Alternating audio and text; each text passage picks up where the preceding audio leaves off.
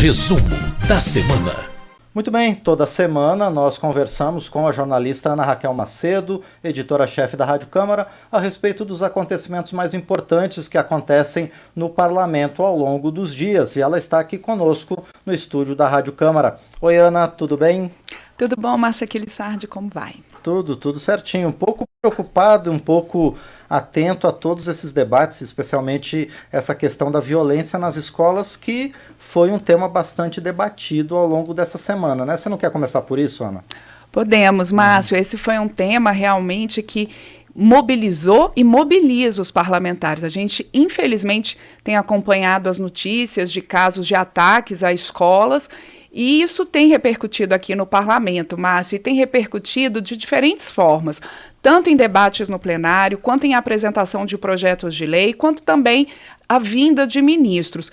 Então, vamos começar, como você falou, por essa questão dos debates no plenário. A gente acompanhou há pouco no painel eletrônico, para quem acompanha a gente aqui no Resumo da Semana em podcast depois, essas entrevistas também ficam ali na nossa página, radio.câmara.leg.br, entrevistas com parlamentares, o tenente-coronel Zuco, a deputada professora Luciene, colocando posições diferentes, mas eu acho que o importante também, Márcia, é mostrar que, apesar de diferentes soluções colocadas pelos parlamentares nos debates em diferentes instâncias aqui na Câmara, tem ali um espírito comum de buscar mais segurança, e segurança tanto no sentido de saúde mental, no sentido de segurança mesmo, no sentido de que as famílias, os estudantes, ao chegarem às escolas, possam se sentir num ambiente seguro, tranquilo para aprender, porque esse é o objetivo da escola.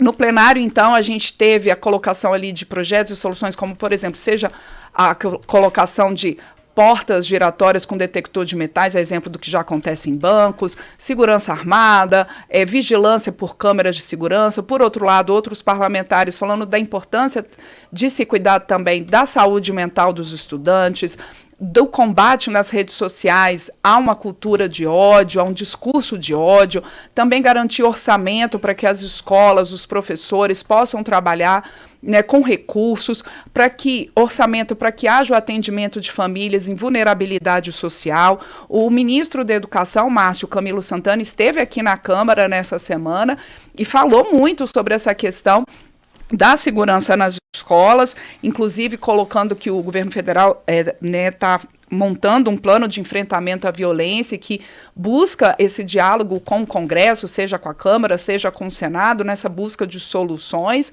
e esse é um assunto, de fato, que tem mobilizado. O presidente da Câmara, Arthur Lira, também em entrevista à imprensa, disse que entre os dias 26 e 27 de abril, a Câmara deve se debruçar no plenário sobre o projeto de combate às fake news, as chamadas notícias falsas. O relator, deputado Orlando Silva, do PCdoB de São Paulo, já está em conversa também com os líderes partidários, para que também nessa discussão sobre o combate às notícias falsas nas redes sociais, haja a possibilidade e o combate efetivo à disseminação do discurso de ódio. Márcio. Pois é, bom, Ana, você falou da presença do ministro da Educação. Ele foi apenas um dos 7 ministros, né, que compareceram à Câmara dos Deputados essa semana. Qual foi o objetivo dessa vinda coletiva, né, dessa vinda massiva de ministros aqui na Câmara? A vinda dos ministros, Márcio, ela é uma praxe, principalmente em início de mandato, em início de ano, porque os ministros, eles vêm à Câmara, né? A Câmara, como parte do Legislativo, é um órgão de fiscalização e de acompanhamento do Executivo também, não só de votação de projetos. Então, os ministros, eles vêm normalmente, seja para apresentar os seus planos de trabalho, quando é início de ano, ou quando eles são convidados ou até mesmo convocados pelos parlamentares para esclarecer políticas públicas ou declarações que eventualmente tenham dado e provocado polêmica. No caso do ministro aí, Camilo Santana, ele foi convidado pela Comissão de Educação, falou sobre violência nas escolas, falou sobre o cronograma ali que está suspenso em relação à implantação do novo ensino médio, quer dizer, que não é que vai acabar com o novo ensino médio, mas o governo está fazendo uma consulta pública para que haja essa rediscussão do cronograma de implantação do novo ensino médio e outras questões. Além do ministro da Educação, outros 6 ministros vieram à Câmara nessa semana, foi uma semana movimentada nas comissões. O ministro da Justiça, Flávio Dino, voltou à Câmara, ele que já tinha vindo há alguns dias à Comissão de Constituição e Justiça, dessa vez ele compareceu à Comissão de Segurança Pública. Os temas foram até semelhantes, Márcio, aos que foram tratados lá na Comissão de Constituição e Justiça, quer dizer, para o ministro explicar os decretos sobre recadastramento e a política de controle de armas, explicar sobre a visita dele ao Complexo da Maré, um conjunto de favelas ali no Rio de Janeiro, no dia 13 de março, alguns deputados que o questionam sobre o fato de ele ter subido ali na Maré sem uma segurança mais forte.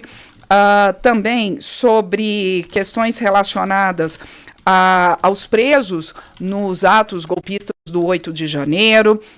Enfim, o ministro veio, mas novamente foi uma reunião, assim como lá na Comissão de Constituição e Justiça, com muita polêmica, muito embate entre governo e oposição, e dessa vez na Comissão de Segurança Pública, Márcio, o presidente da comissão, o deputado Sanderson, do PL, do Rio Grande do Sul, ele precisou encerrar a reunião mais cedo, tamanha foi a confusão e bate-boca entre os parlamentares, em meio ali às respostas do ministro Flávio Dino.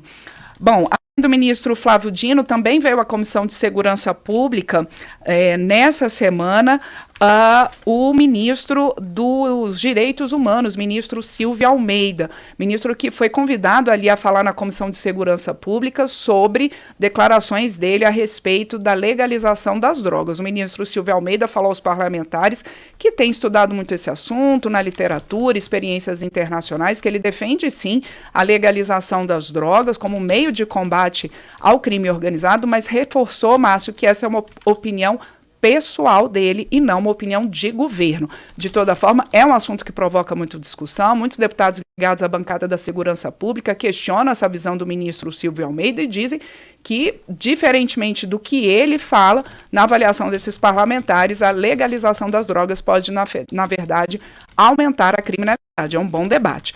Além lá da Segurança Pública, a gente teve a vinda da ministra dos Povos Indígenas na Comissão da Amazônia e dos Povos Originários, a ministra Sônia Guajajara, que é deputada licenciada. Ela falou muito sobre a questão Yanomami, Márcio, sobre a presença de garimpeiros ilegais nas terras indígenas Yanomami.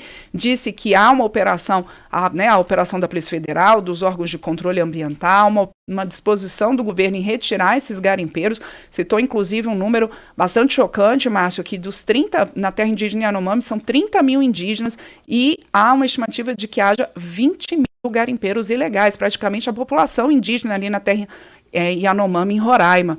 Então, a ministra falou dessa dificuldade, mas que o governo, segundo ela, está empenhado em combater o garimpo ilegal e trazer mais condições de vida e assistência aos povos indígenas. Também veio essa semana à Câmara o ministro dos Transportes, Renan Filho, a Comissão de Viação e Transportes, falando ali da série de medidas previstas para a pasta dele, obras que estão como prioridade. Citou, por exemplo, a Transnordestina, né, e diz que há um diálogo dele ali, por exemplo, com o Ministério da Agricultura, entre outros ministérios, para facilitar o escoamento de mercadorias no país. Também veio à Câmara o ministro Luiz Marinho, do Trabalho, ministro que também é deputado licenciado, veio à Comissão de Trabalho falar sobre as prioridades da pasta e destacou que em breve deve chegar a proposta do salário mínimo de R$ 1.320, que o governo já anunciou a partir de 1º de maio, e também está sendo discutido, segundo o ministro, num grupo aí tripartite envolvendo empresas, trabalhadores e o governo, uma nova política de valorização do salário mínimo.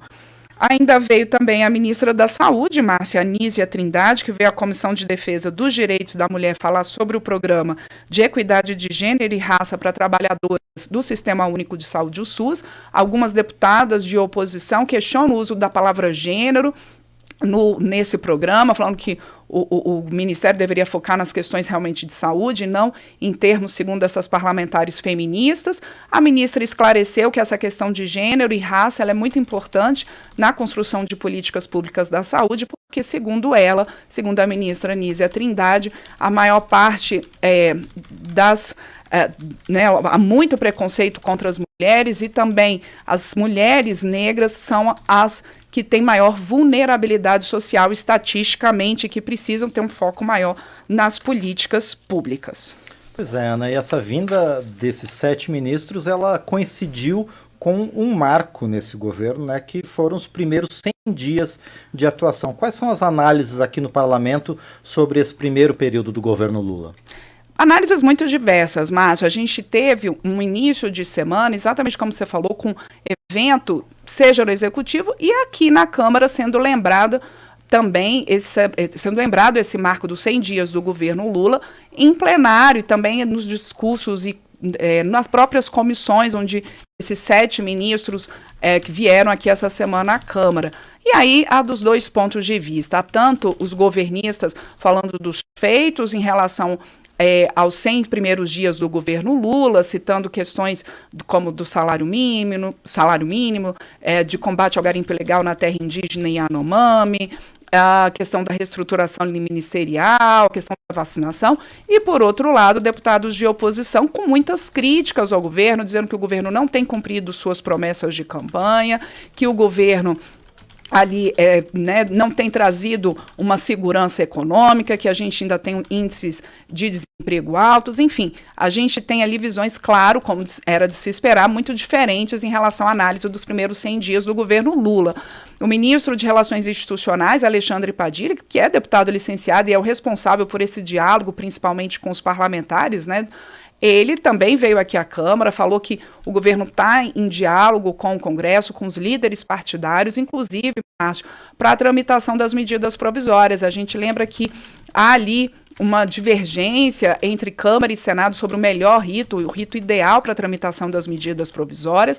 De toda forma, nessa semana começaram a funcionar algumas comissões mistas de medida provisória, e o governo tem dito que está nesse acordo, nesse diálogo com o Congresso, para que as medidas provisórias emergenciais e mais essenciais ao governo, como, por exemplo, a medida provisória que trata do Bolsa Família, da reestruturação ministerial, do Minha Casa Minha Vida, que elas possam ser votadas como está ali atualmente no rito constitucional nas comissões mistas e depois nos plenários da Câmara e do Senado, mas alguns assuntos, segundo o ministro Alexandre Padilha, o governo estuda a possibilidade de alguns assuntos de medidas provisórias serem reencaminhados aqui ao Congresso como projetos de lei com urgência constitucional. E o presidente da Câmara, Arthur Lira, em entrevista à imprensa, reforçou que a Câmara não tem atrapalhado a governabilidade do presidente Lula e do Executivo, que a Câmara está disposta ali nesse diálogo em relação à tramitação das medidas provisórias e em buscar com o Senado um acordo sobre esse melhor rito de tramitação das medidas provisórias.